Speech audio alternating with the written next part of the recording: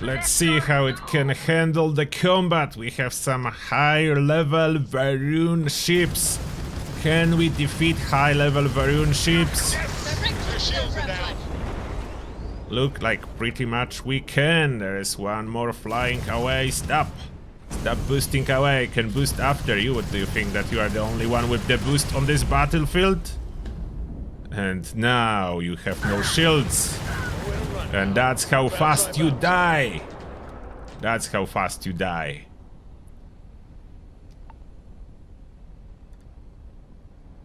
And look how beautifully it flies.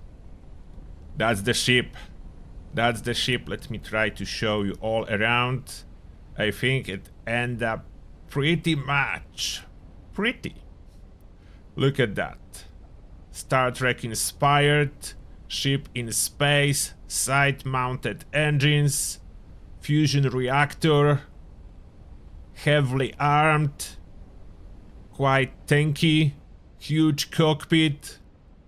Everything you need. Everything you need from the ship. And just let me show you how it looked like on the inside before we go into let's build the ship section. This is how this beautiful ship looks like when parked on the landing pad. It's a huge beauty. Huge beauty. And interiors. So after you enter, that's the section that you enter into. And I think I should switch and put the other one here. That's not the one with the bed. So I have the bed upstairs, but then to the left, that's the science part. And then to the right, that's all the workbenches. And somehow in magical way, this time around, they connected right. So I will show you the recording how I was building it together, and later on I will try to switch this part. So I don't know how that happened. It must be the order I put stuff or something. As I was never able to get those two doors in a row. As I built this ship twice already. The same with small changes when experimenting. Then that's the bridge. You can walk around. And there you can access upper floor. And upper floor, we have all the crew sections that give this ship a crew capacity, and this part is with the bed. So the first hub is with the bed, the second hub is without the bed. Perfect layout. How did it happen? Let me know if you'll be building this ship, if you do everything in the same order as I did. Let me know if you end up with the same layout for doors. So there is no ladder. There is no ladder in my ship somehow. I don't even know how I did it. I have the recording how I put it together, so now please enjoy. That's the part when I build it. We are starting solar system Deimos space station. The vendor is down the stairs, so we run there. You deserve the best of the best. It doesn't matter what ship you are really using for the build, as I don't think you'll be keeping any parts. So we are starting with a Deimos landing bay. Then we are adding habitats, and there need to be a bunch. So first, straight up from the entrance, I want something with a bed, so passenger slots. I will go for a living quarters one. Then straight to the side, I will put workshops. I want some workbenches added as well, and the order of those habitats is not the most important. Another with passenger slots. So we have passenger slots, we have everything else. Crew stations, all the workbenches, so that's the core. Now we'll be adding some structural elements in here to extend it by one slot. So we are going under structural, and we have for that Deimos hull, and we added 2 layers, bottom and top. On the middle here, we are adding our grab drive jump. Grab drive, and we need at least power of 45. You can go more if you want to. If you want to optimize, I will go for the lightest one that offers me the grab jump thrust of 45. which is deep core. So deep core sliced in here. Now, in order to add nice side engines, we need to add more structural. We need to extend it the same way with more hull to the sides. 2 on each side. That will give us this nice looking side mount for our engines. So that's where engines will be. Now we need to extend it up and down. They need to go 2 down and even more up. So we use the Deimos spine. So we add one of this Deimos spine on the bottom. And we go up Deimos spine, the same one twice on top. So that's the spine. Now it needs to be attached. Unfortunately, the spines do not have attachment points. And we need attachment points, so we need to use a little bit different pieces. It would be so cool if the spine will have back attachment points. They do not. So we need to use belly 4 on the bottom and on the top cowling 4. So we use cowling 4 on the top, belly on the bottom, and now we'll be able to attach engines. But because this vendor do not have engines we need, in order to move, we still need to attach something. So whatever the cheapest engine, attach in one spot and ignore the rest. Now you copy all this structure to the other side. Now we're adding some cargo modules. Cargo Galleon S202. Those give a really nice shape. That's why this choice, and those can be rotated. So they do fit on the bottom, on top. And they do look good. You can freely rotate those. That's why this is my choice. Not purely for the efficiency, not every part. I do care about it looking in particular way, apart from efficiency. Or in addition to it. Now we need to add on the middle as well reactor. And whatever reactor you have that will give you 40 power. That's what we are putting. So SF40 shared flow reactor will be just fine. Let's just move it a little bit down.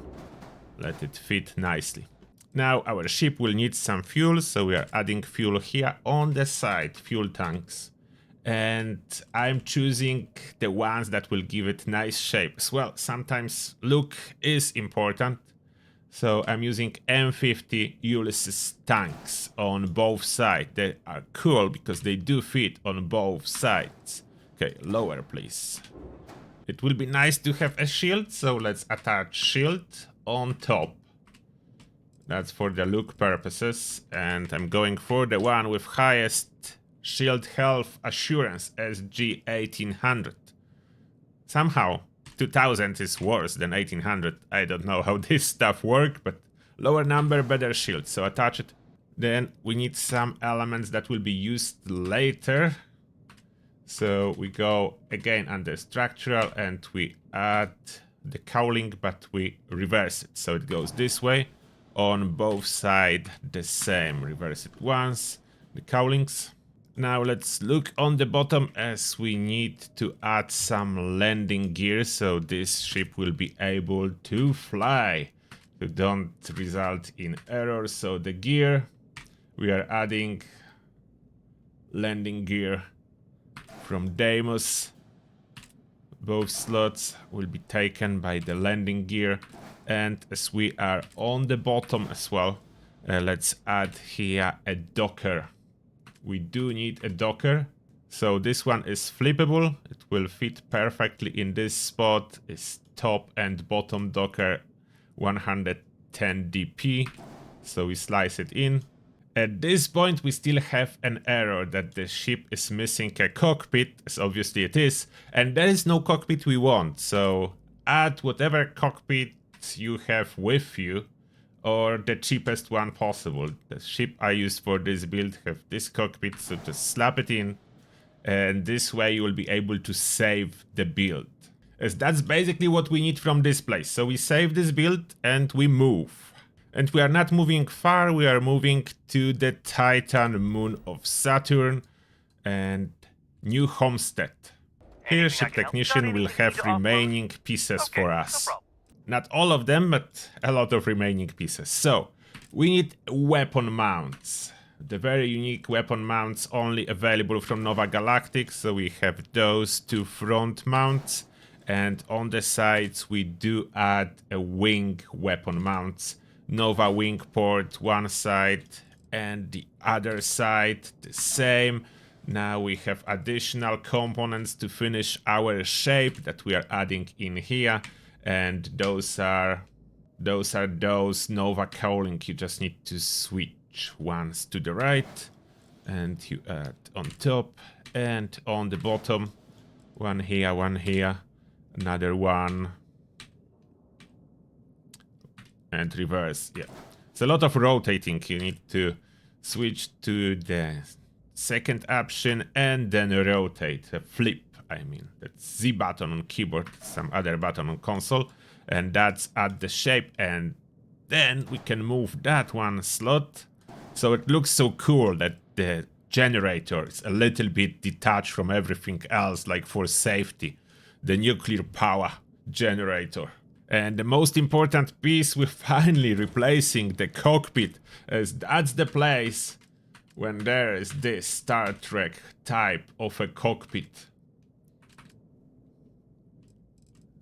The big one, Cabot Bridge, the Cabot Bridge. As well, it's the only bridge that connects inside two different levels. So bottom and top, and that's now giving it slowly its proper shape. Still, we cannot buy engines here. Unfortunately, they do not sell engines in here, but we can start installing our weapons. So first, we are starting from the most powerful, and yeah, there is nothing from Class C that would be the most powerful. That's odd, but that's the truth. Class B is the most powerful. So PBOs 175 auto helion beams. We're adding them on both sides, on those wings. On top, other weapons do not fit, so that's perfect that those do. And those weapons are small, so I can squeeze some on the interior here too. The one side and other side. The same one, please. Then other side on the middle, we'll add vanguards. Vanguards are extremely powerful, so of course Vanguard Obliterator Autoprojector will be in here, and we need a lot of those. So you can see if you squeeze them on the middle, you can still put weapons on the outside as well. So look at this efficiency. We do have all 6 this way on this one level, which is perfect. Nicely packed Vanguard Obliterators. And lastly, another Vanguard weapon, Class B autocannon. Vanguard Hellfire autocannon. You don't necessarily need to use that. You can use another auto-particle weapon from my recommendation from the best weapons video, but this is a real dark horse of a weapon, so I like to use it. When you are close to enemy, it annihilates. And you can put 6 of those as well, which is really cool. So on both sides, those go on both sides, and as well on the middle. We add additional 4. And advantage, those are actually cheap. Very powerful and cheap, unlike everything else that we are using in this build that's extremely expensive. And after you add it, don't forget you need to assign them. I like to have Vanguard Obliterator on first button, then PBOs 175 second button, and my autocannons on my third button. And as you are here, I would add some additional landing gear, as this landing gear that they do offer at this place is very powerful. You can even go for one or the other, like the gear options are almost endless, but if I add this one on front, it does look like I don't know, it does look better in my opinion. So that's why I'm moving this one step backwards, and I'm adding this very powerful Nova Galactic gear. Like from the small landing gear, Nova Galactic is the most powerful of them all. So I'm adding those. Now just some additional touches. I would like to add side windows in here. Just just to make it a little bit nicer on the inside, to be absolutely honest. So we're adding some extra windows on the bottom level when you will be a lot when you enter. And now we'll need to move to another spot. Unfortunately, we are done here and we need to move to the next vendor. So let's save that. And I know some of you have this vendor on the outside bug out and swimming somewhere in the sea. So we can use a Astroneering vendor that's in here inside the building.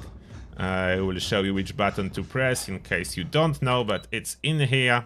I have other video with guide to all the vendors if you're interested. Astroneering.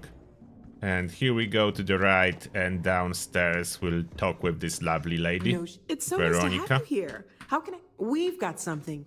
And the reason we are here, Veronica is selling the SAL engines, so those are the most powerful Class C engines, just because they only use 2 power each, so we can have 6 of those. So that shouldn't be as high. Let's put it lower. So 1, that's 2, and that's 3 engines. Unfortunately, those engines are very heavy, so that's the only minus for those engines. So the SAL engines, 1, 2. Again, why do they always place like that? Then I need to fix it. Okay. And lastly, the bottom, I hope I did place all the same. Just make sure it's switched sometimes. Look at that, I placed 2 wrong engines. Always make sure you are placing the same engines. 63, 30. Those are the engines I want. I don't know why it sometimes skipped to a different engine. And that's the way to achieve maximum mobility with a lot of cargo. And now we want to add a little bit additional cargo. But look at that. It starts looking beautifully already. We have a little bit of room in here for the cargo. You can go with shielded cargo if you need it, or just a regular cargo underneath in here. And this vendor is unique because they have those polo cargo boxes. And those polo cargo is the only one that will be able to still squeeze in here in our budget. Unfortunately, other cargo will not fit, and we only are able to squeeze the smallest polo cargo unless you are okay with dropping your mobility under 100. If you want to keep it at 100, you will need to go with small polo cargo, Polo 2000 on both sides. And because they look exactly the same, I will allow myself to have Polo 2000 on one side and Polo 2010 on the other side. They look exactly the same, so visually it will not impact my build and gives me just a little bit more of cargo, so I have over 5k cargo, and I do keep a full 100 mobility with this build. The top speed only 130, that's the top speed for Class C. And what's left in here? Add some paint or eventual additional decorations if you want to, but I think it already looks good. Let me slap some paint on. Select all and paint. I'm a turtle, so it will be mostly green. You are allowed, and it's even recommended, to paint it better than I can. I'm not a very good painter. My color matching probably leave a lot to desire, but here it is. Look at that. It is amazing. Star Trek inspired, not exactly the same, but if you look from the back, look at this beauty. Look at that beauty, and it's heavily armed. Heavily armed, and I personally really like this design.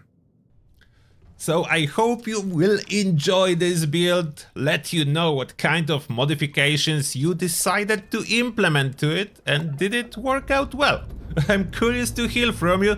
I will most likely build more ships in the future. And look at it lifting off. I love it. I hope you will too. And that being said, thank you lots for watching, and see you all in the next one. Completed. I guess we'll have to do this the hard way. We got you now.